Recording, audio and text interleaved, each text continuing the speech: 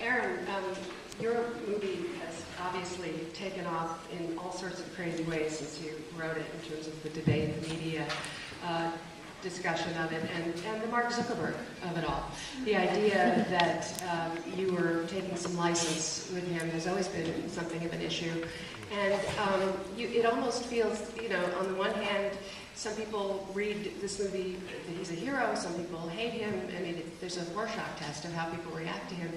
And you've also had to deal with his own reaction and the kind of media counter fight that he waged. But in some ways, your movie's responsible for him being on the cover of Time. Could you articulate for me a little bit how you have responded to this extraordinary arc that has emerged since you wrote this script? Presumably, thinking about what might happen and not sure how it would play out. Sure.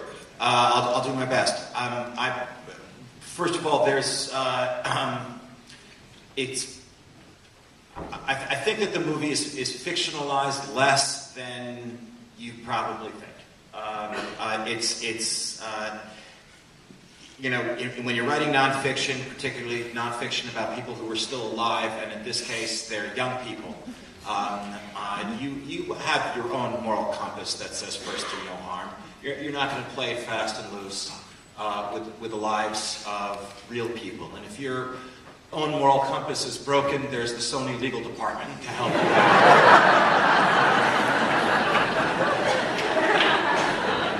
You are simply not allowed to say something that is untrue and defamatory at the same time. And if I had, you would know it because Mark Zuckerberg would own Sony right now. The social network doesn't fall very easily into any particular genre, but for me, the one that it comes closest to is a courtroom drama. And after doing all the research, and that research included available research, like the kind of thing anything you could find on the internet, for instance, and very importantly, Mark's own blog post from that Tuesday night in October 2003 that we hear in voiceover at the beginning of the movie when Mark, in a revenge stunt against a woman whose name I changed. The character is real. The name is different. There are 3 names I changed in the thing. It's a revenge stunt first against this one woman and then against the entire female population of Harvard. Face Mash, which goes viral and crashes the Harvard computer system. You can find that yourself. I then had cartons and cartons of legal documents that I was walked through by 2 lawyers, an intellectual property lawyer and a corporate lawyer. And finally, the first-person research, speaking to the people who were right there at the events that were taking place. Just one last point that I'll make about fictionalizing it before I answer the real substance of your question is this. In that blog post that we hear at the beginning of the movie, Mark tells us that he's drunk. Okay? He says, I won't lie to you. I'm pretty inebriated right now, so what if it's Tuesday night and it's only 9:30? We hear Jesse saying that in voiceover as he's typing it, and it's there in the blog post.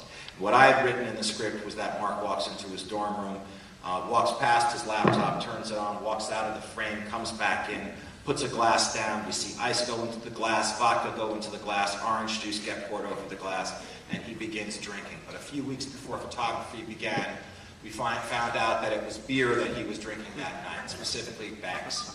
And so David Fincher said, all right, Aaron, we're going to have to change it to a beer. Let's have him go over to his mini fridge and get a beer out. And I pleaded with him, David, come on. Drunk is drunk. It doesn't really matter how he got there. We're not changing a fundamental truth.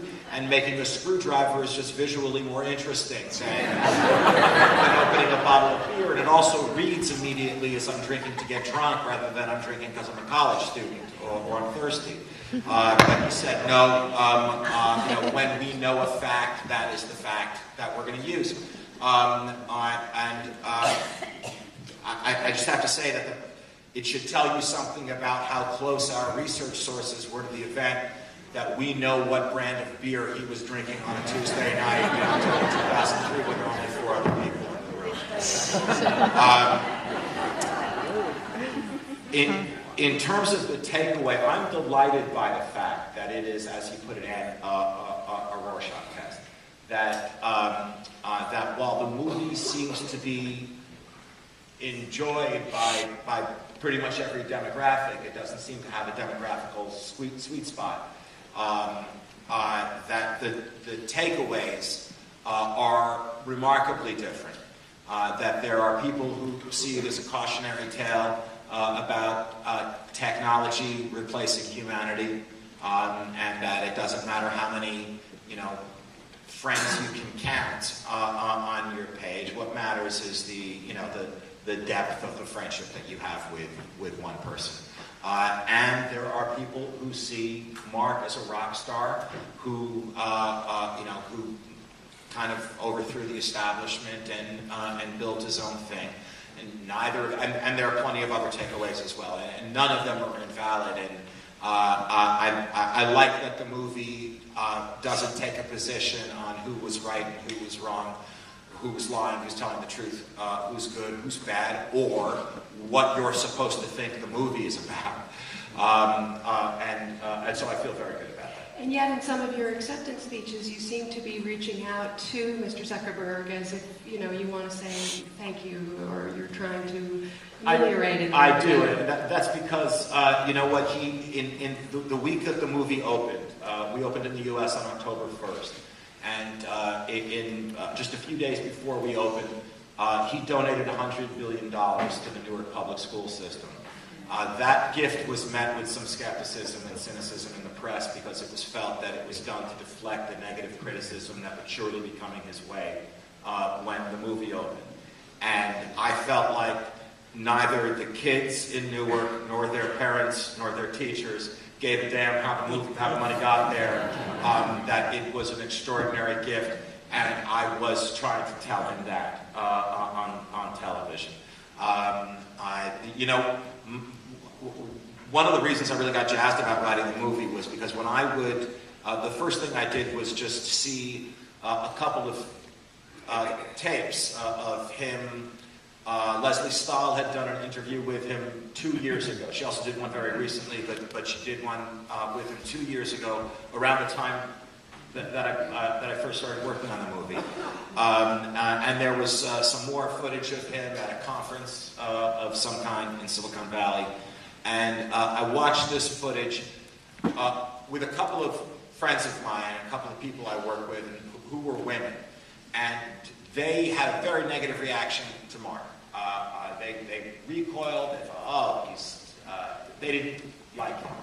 And I did. I saw what they were seeing, but I also saw a kid who is socially awkward, and I was able to identify with that. A kid who's in way over his head, and I'm able to identify with that too.